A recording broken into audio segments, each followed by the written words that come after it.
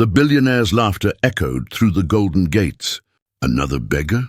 On my driveway?" He scoffed, waving to security.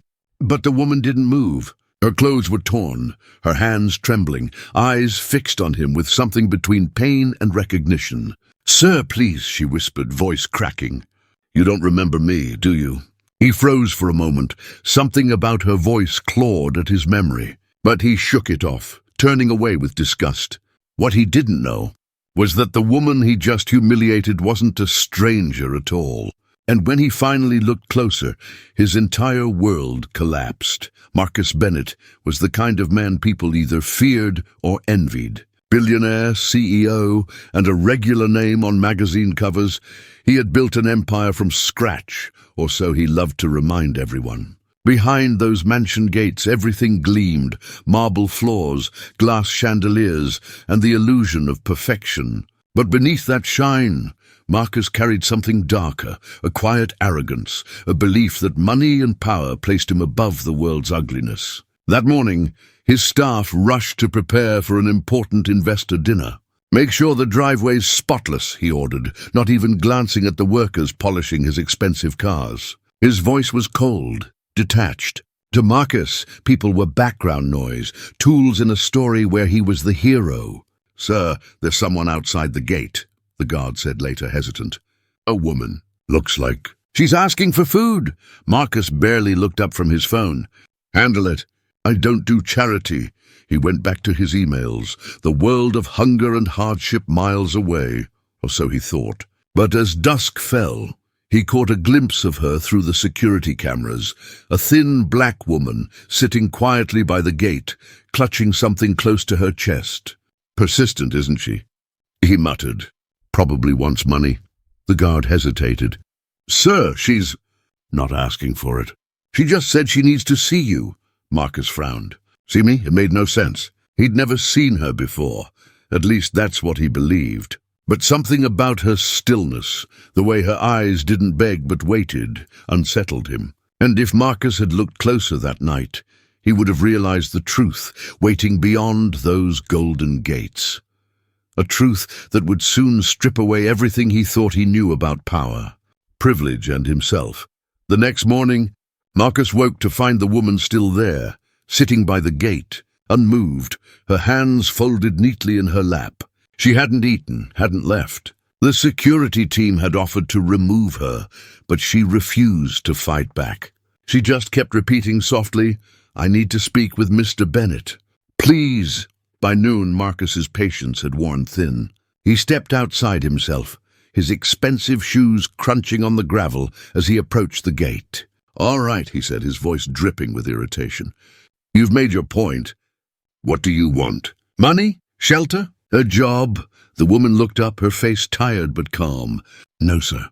I don't want anything. I just need a minute to remind you." "Remind me of what?" he snapped. Her lips trembled and she whispered, "Of who you used to be." Marcus's eyes narrowed.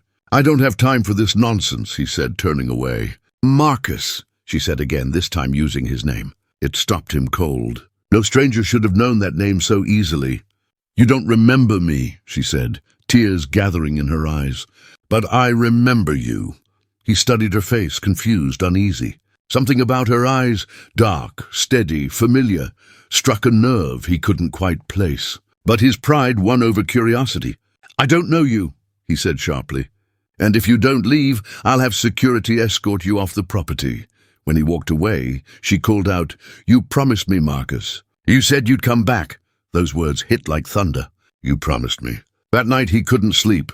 The woman's voice echoed in his head. He poured himself a drink and opened an old box of photographs from his youth, back when he lived in the south side of Chicago, long before the suits and the fortune. He saw faces he hadn't thought of in years, friends, neighbors, people he'd left behind. And then one photo stopped him cold. A little girl, 8, maybe 9, smiling beside him in front of a run-down community shelter. Her hair in braids, her arm linked with his. Written on the back in faded ink, "To Marcus, the brother who always said he'd never forget me." Lila.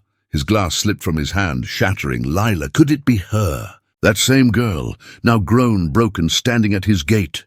The next morning, guilt twisted his gut as he watched the cameras again. She was still there, still waiting. He finally told the guards, "Let her in." When she stepped into the grand foyer, her bare feet left faint dust prints on the marble. The maids stared. Marcus dismissed them with a gesture. "Lila?" he asked quietly. She nodded, tears spilling down her cheeks. "You got out, Marcus. You made it." "I didn't," he swallowed hard. "What happened to you?" Her voice broke. "You left the neighborhood after the protests, after the fire. They took her home, Marcus. Said we didn't belong there anymore. Mama got sick. No one would treat her. Said our kind should go to the public clinic. She didn't make it." Marcus felt his chest tighten. "You were supposed to help us," she whispered. "You said when you made it big you'd come back. We all believed you." For the first time in years, Marcus had no words. The world he'd built, the walls of wealth and privilege, were cracking under the weight of her truth. And when she reached into her bag and pulled out something wrapped in cloth, Marcus froze. Because whatever was inside was about to change everything. Marcus stared at the cloth bundle in Lila's trembling hands. "What's that?" he asked cautiously. She unwrapped it slowly, revealing a small, weathered photo album, its corners burned, pages stained. "This," she said, voice breaking, "is all that's left of our neighborhood. The fire, it wasn't an accident." Marcus frowned. "What are you talking about?" Lila looked him straight in the eyes. "You remember the company that bought the land?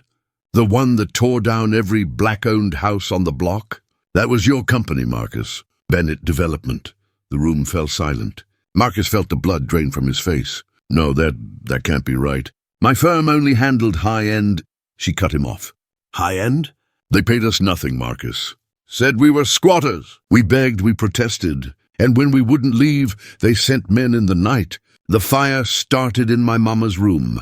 I was the only one who made it out." Her voice cracked, tears spilling freely. "You built your empire on the ashes of your own people." Marcus stumbled back, his hand clutching the edge of the marble table. His reflection stared back at him, the tailored suit, the perfect life, and for the first time he saw what it really was, built on suffering he'd chosen to forget. "I didn't know," he whispered. Lila's expression hardened. "You didn't want to know." He fell silent, the sound of her words echoing louder than any boardroom applause he'd ever received. She stepped closer, placing the photo album in his shaking hands. "That's what your money cost us. Our home, our mother, our dignity." Marcus flipped through the photos. Smiling faces, community cookouts, children playing in front of homes now gone, until he reached the last page. It was him and Lila, side by side, holding a cardboard sign that read, "Hope lives here." He couldn't hold it anymore. The album slipped from his grasp, falling open on the cold marble floor. And as he looked up at Lila, her eyes burning with both pain and truth, Marcus realized there was no amount of money, no public apology that could buy back what he had taken. Not from her, not from any of them. For the first time in decades, Marcus didn't know what to say. He stood there, surrounded by the silence of his own mansion, the same silence he'd once mistaken for peace. Now it felt like guilt echoing off marble. "Lila," he finally whispered, "I didn't mean for this to happen." She nodded slowly. "I know you didn't, Marcus. But you didn't stop it either." Those words cut deeper than any accusation. She turned to leave, the weight of years in her steps. Before she reached the door, Marcus spoke again, his voice trembling. "Wait, please, let me make it right." Lila paused but didn't turn around. "You can't bring back the ones we lost, but maybe you can start by remembering them." And with that, she walked out, leaving behind nothing but the scent of rain and the truth he could no longer escape. In the weeks that followed, the gates of Bennett Mansion opened to the public for the first time. The lavish lawn became a memorial garden, built where Lila once sat waiting. Photos of the lost families lined the walls, names he had erased from contracts now carved in stone. Marcus sold his company soon after. The headlines called it redemption, but he knew better. It wasn't redemption, it was reckoning. He visited that garden every evening, standing before one name that would never fade, Lila Carter's mother, Ruth, Sometimes he'd whisper, "I'm sorry." Other times, he'd just listen to the wind, to the silence, to the ghosts of the promises he broke. Because in the end, racism doesn't always look like hate. Sometimes it looks like silence, privilege, and turning away. And as Marcus stood beneath the fading light, one question haunted him, the same one that should haunt us all. How many more stories like Lila's will it take before we stop looking away? If Lila's story touched your heart, don't let it end here.